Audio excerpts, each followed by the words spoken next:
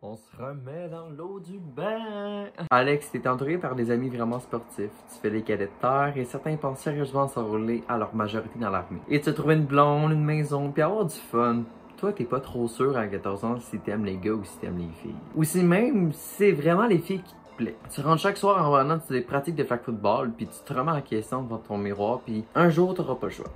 Tu le sauras, mais ça prendra près de 4 ans et demi avant de pouvoir fièrement admettre que t'es magnifique. T'aimes les gars et t'as du potentiel dans la vie malgré ce qu'on peut te faire ressentir.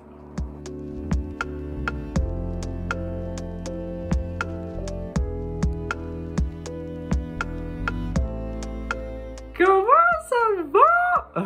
Je mangerai des sushis. Premièrement, je voulais pas faire une vidéo de coming out trop tôt. Ça devient souvent un contenu du genre célébratif, événementiel, on en fait un big deal, puis c'est vraiment pas ce que je voulais. J'ai pris le temps de m'adresser à un certain recul avant de faire ça, car je sais qu'il y a des adolescents qui sont en questionnement, puis c'est du monde qui sont entre 14 et 20 ans. Puis le fait qu'ils vont se mettre à me regarder, en fait, d'une certaine responsabilité d'influence, je dois pas faire l'épais parce qu'ils risquent de faire les épais aussi. Puis j'ai pas besoin de faire les épais, je peux juste être pertinent et concret. Alors on se lance dans une vidéo parce que maintenant, I'm ready to do it, ok? C'est quand même délicat de faire une vidéo comme ça parce qu'on entre dans l'intimité de certaines personnes parce que ces gens-là vont regarder ces vidéos-là pour rechercher des pistes de solutions. Et mon but n'est pas de te mettre dans la marde.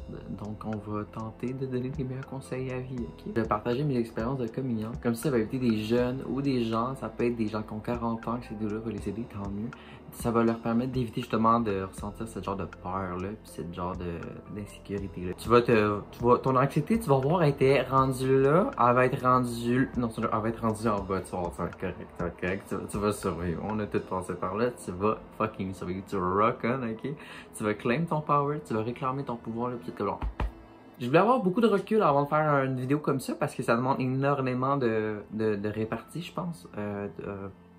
Et j'aime faire les choses de manière quand même assez rationnelle parce que je suis une personne assez maladroite, j'ai un TDAH et on va pas embarquer dans mon diagnostic psychoanalytique parce que ça va être longtemps. J'ai beaucoup de lettres. Beaucoup de lettres. J'aimerais faire une mention honorable au fait que les thérapies de conversion sont rendues légales et punies par la loi. Donc les gens vont pouvoir aimer ce qu'ils veulent sans qu'on leur dise que c'est mal parce que c'est une bande de caves. Ouais. Quand on fait un lavage de cerveau à quelqu'un parce qu'il aime les gars ou qu'elle aime les filles ou qu'elle aime quelque chose puis qu'on n'est pas d'accord parce que soudainement ça nous regarderait peut-être, ça te regarde pas ce que j'aime. Merci de garder ça chez vous. Moi je vais faire ce que je veux dans ma chambre à coucher. Fait que petite mention honorable au fait que ça soit rendu illégal les thérapies de conversion, ça aurait jamais dû exister. Ça a existé depuis bien trop longtemps. Merci. Parce que ça a été mon pire cauchemar, ça. Donc, tu peux vraiment, ton anxiété être là, je viens de te le descendre là, ok? Bientôt, là, on va la caler, elle n'existera plus, la connasse. Tu sais, merci quand même aussi de valider l'orientation sexuelle ou whatever, ou de juste maintenant vous en calisser de ce que je pourrais licher, toucher ou jouer avec. C'est quand même assez... il était grandement temps. Pour vrai, il fallait que ça s'arrête.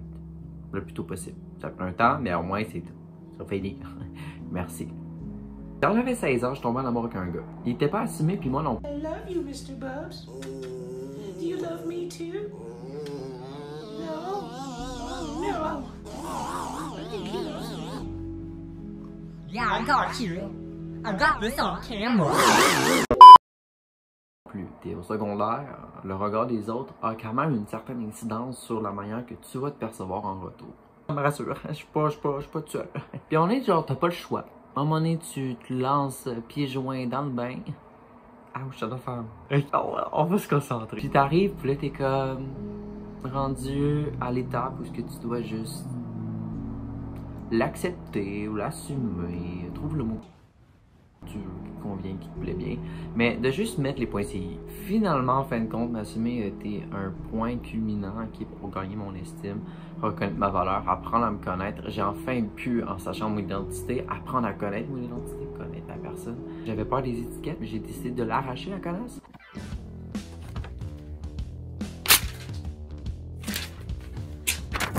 J'ai arraché l'étiquette et je me suis dit, ben, maintenant il n'y a plus d'étiquette. Non, il y a juste des expériences intéressantes. C'est terminé. Là, on va vivre notre thème fucking life. Puis on va avoir le fun qu'on mérite d'avoir dans la vie parce qu'on est trop jeune pour se priver. le coming out, en fait, j'étais comme, man, pourquoi que je serais coming out? Les hétéros s'annoncent pas hétéros. Ils font pas, hey, mom, j'aime les filles. Moi, j'aime ça quand tu fais le ménage de ta chambre. Mais ça me semble que ça serait vraiment weird. Donc, pourquoi que moi, ça serait normal? Et là, je manquais énormément d'éducation vis-à-vis l'histoire des combats pour les homosexuels. Puis après ça, je comprends pourquoi ça existe. Je le comprends. Les hétéros n'ont pas vraiment besoin de le faire et ce n'est pas pour rien. On va comprendre plus tard pourquoi. En 1836, là, je fais mon prof. Sont mes lunettes? Faut que je mette mes lunettes, là. Faut que je fasse un prof de moi. Parfait, on est où? En 1836. Heinrich Hosley. Hein? Mais quel nom? Va publier un texte. Ce texte-là va être vraiment important. Parce qu'il va vouloir, en fait, abolir la loi qui interdit toute relation ou comportement dit homosexuel entre hommes. J'ai un autre nom assez important pour vous. Un autre nom bâtard à prononcer.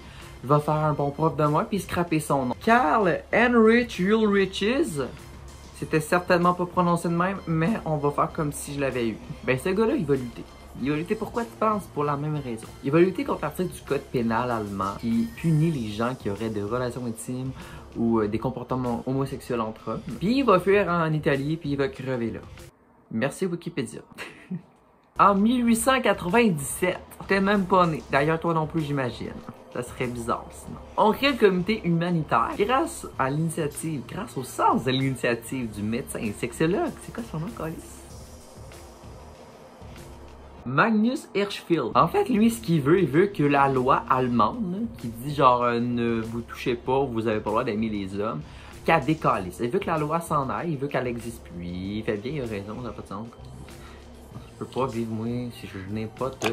Ça va marquer un point culminant, un point assez important, parce que c'est là le début, ok? C'est là qu'on peut vraiment dire, ok, là, il y a 1, 2, 3 personnes, ok? Qui d'autre va arriver, va dire, hey, je peux-tu moi-même aimer les gays? La raison pour laquelle on veut enlever cette loi-là, c'est parce qu'elle attaque, puis elle fait juste porter litige moral et puis probablement physique, si le monde devait se faire péter à la gueule, que c'est une bande de peu éduqués, une bande de calmes, une bande d'homophobes. Puis elle devait s'en aller parce qu'à un moment donné, c'était comme plus vivable. Ben, avec raison. Quelle vie de merde, tu vas me dire. Tu peux même pas aimer les gens que t'aimes parce qu'on dit que c'est pas normal. Ton avis, splash opinion is trash, là, j'en ai rien à chier, là. Tu peux prendre ton avis, on va tourner le manuel à la page 4, s'il vous plaît. Tournez votre manuel. Le comité scientifique humanitaire, qu'on va nommer pour faire plus court, le CSH. On va faire avec, c'est long et compliqué à dire, mais le CSH, le CSH, ben en fait, cette organisation-là va être la première au monde à prendre position pour les droits des hommes homosexuels et des femmes aussi. Parce que là, on arrive en 1919, la date, est-ce que vous suivez? Prenez des notes, c'est important, on prend des notes s'il vous plaît. Un autre nom bâtard, Richard Oswald. Ah, lui, c'est pas pire. Et Magnus Oswald. Ces deux-là vont écrire un film ensemble dont Richard va être le réalisateur. Ce film s'intitule Différent des autres. En fait, il va mettre la lumière sur les conséquences, les impacts de l'homophobie. Il va dénoncer lui aussi, comme les autres avant, la fameuse loi connasse qui interdit qu'on s'aime et qu'on vit notre vie, qu'on vit notre life. Magnus Hirschfeld va créer aussi une autre affaire. Lui s'est dit, c'est soit tout ou rien. Moi, là, je veux qu'on puisse aimer les pénis entre nous et que ça soit légal. Donc lui, il n'a pas niaisé qu'à pas, comme on peut dire. Il va créer en 1919 l'Institut de recherche sexuelle qui va être vraiment un gros building. Là. Tu veux des infos, tu veux des archives, tu veux de la documentation, va dans le cadre de porte, cogne dans bonjour, j'aimerais avoir des informations sur les zizi, tu rentres là et t'as plein d'infos là-dessus, c'est vraiment intéressant. Jusqu'à ce que les nazis des années 1930 décident de le détruire. Les tabacs. Friedrich Radionwet, lui, tu vas me dire qu'est-ce qu'il fait? Ben, il va ouvrir une autre affaire qui va permettre à d'autres gens de faire d'autres affaires, de militer. Donc, en plus de militer, c'est ouvert aux militantes. Donc, les militantes lesbiennes pouvaient venir. Faudrait que ça fasse un film. Xavier Dolan, t'es où? On a besoin de toi. Là, on est en 1921. Est-ce que t'as suivi? Parce que là, il y a du détail, mon ami. Ah, les noms bâtards, on les aime. Magnus Hirschfeld. Ben, lui pis son acolyte vont créer une autre affaire. Ça finit plus. C'est rendu une franchise. Tant mieux, on en avait besoin. Ben, eux vont créer ce qu'on va appeler la Ligue des juste. Puis il va créer, là, pis son boy, là, son meilleur ami, il va dire, yo boy, est-ce qu'on crée la Ligue mondiale de la réforme sexuelle? Là, il va dire, ah ouais, là, all in, c'est avec une petite bière sur le site. C'est peut-être pas passé de même, mais moi, j'aimerais vraiment ça passer de même, je trouve que ça serait vraiment nice. On va y rassembler 25 pays, ok? Donc, ça, c'est 25 représentants de 25 pays. La Ligue est juste, non, la Ligue mondiale de la réforme sexuelle, là, eux vont demander si ce serait comme possible, s'il vous plaît, d'y aller un peu mollo, rationnel, easy peasy lemon squeezy, tu sais, parce qu'ils sont tannés de pas pouvoir s'aimer. Est-ce que t'aimes les gars? Laisse-moi aimer ce que je veux. Tu te prends pour qui, Maryse, là? Hein? Dis-moi, là, on a besoin de savoir. Redescends ton étoile, redescends ton escapeau, tu vas tomber de faire mal. Fait que là, ils demandent, on peut-tu, s'il vous plaît, prendre du relax? Easy, squeezy, lemon peasy, s'il vous plaît? Ce serait comme le temps de se déstresser le pourtour de l'anus. Ils vont aussi demander, est-ce que c'est correct que ça vous regarde pas aussi? Ce qu'on aime? Ça peut-tu faire partie de la vie privée, s'il vous plaît? Ça serait vraiment apprécié. On dit ça puis on dit rien. On met ça sur la table, l'assaisonnez, mettez votre sel, votre poivre, votre origan, votre basilic, faites ce que vous en voulez, mais on veut fucking vivre notre vie. Là, on est en 1921. Oui, encore en 1921. On l'était tout le temps tantôt, on l'est encore. Fallait juste qu'on... Dans la même année, c'est passé plein d'affaires. 12 ans plus tard, on voit une revue, ok, une revue homosexuelle qui s'appelle Academos. Quel joli nom. Elle va être mensuellement publiée pendant 1 an avant de disparaître et réapparaître plus tard avec un autre nom. Le 15 novembre, elle réapparaît, la connasse. C'est quelle année? 1924. Non, il n'y avait rien, c'est juste parce qu'il fallait que ça bouge.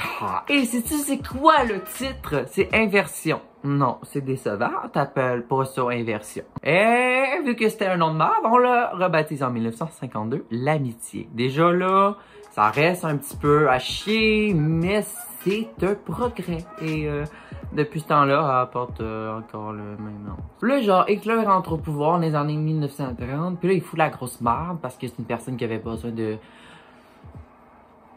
un esti de cave, en fait. Mais au moins, après la Seconde Guerre mondiale, on voit des petits clubs, là, des petits lieux de rassemblement pour que les hommes et les femmes homosexuels puissent, comme, chiller, là. La communauté puisse se voir, socialiser, faire comme, hey, comment ça va? T'es-tu sur le bonheur? On pourrait continuer vraiment longtemps. Retenez juste qu'un coming out, c'est une façon d'honorer qui nous sommes. Puis les combats qu'il y a derrière notre possibilité de pouvoir s'affirmer. Il y a eu des combats dans l'histoire, il y a eu des gens qui ont fait avancer les choses. Quand on le fait, c'est pour nous. C'est parce qu'on est prêt. Parce qu'on est down, on est all in, on rock on. Puis c'est pour aussi honorer la mémoire des gens qui nous ont permis de pouvoir nous affirmer. Ça nous permet aussi de mettre un peu les points CI puis cette assurance sur qui nous sommes en tant qu'individus. Ça n'a pas besoin d'être un événement, là. On va pas faire un party, là, célébration champagne mimosa le matin en mode hey! Je suis des... Nos ancêtres ont vu des combats ou ont fait partie de certains combats pour nous permettre, à quelque part, de bénéficier d'une vie qu'on a aujourd'hui, qu'on n'avait pas pu avoir à l'époque. Un communion, ça se fait si tu veux. Ça se fait si tu le veux, ça se fait si t'es prêt. Ça le fait quand tu veux et ça le fait comme tu le veux. Il y a une manière de le faire et c'est là qu'il est nice. Tu peux dire, hey, si tu vas faire un gâteau, ok? On va faire un gâteau, puis m'arriver avec la famille, puis je vais dire, bouffer ça. Je suis gay, by the way. Ça serait mon genre. Ah, c'est épais, mais c'est drôle. Il y a personne qui est obligé de s'afficher publiquement comme étant homosexuel, comme étant bisexuel, comme étant transsexuel. C'est une chose qui appartient à tout le monde et qui ça devrait être normal de juste simplement ne pas avoir le besoin ou l'envie ou l'intérêt même ou la nécessité ou peu importe de s'afficher absolument. On n'a pas besoin, on n'est pas obligé, on fait juste vibe et puis that's it. Sur ce, vis ta damn life pour vrai. Aie ton fun, aime ce que tu veux, vibe, explore-toi, découvre-toi, aime-toi, puis... Mais complique pas la vie parce que tout le monde le fait. Fais-le parce que tu veux le faire, vraiment. J'espère juste que ça t'a inspiré puis c'était pas trop lourd. Si j'étais pas trop gossant, tu peux toujours... Moi j'ai TikTok, j'ai Instagram, j'aime ça parler avec le monde. C'était tout pour moi aujourd'hui. J'espère que vous allez bien. J'espère que ça vous a fait du bien. Sur ce, ciao tout le monde.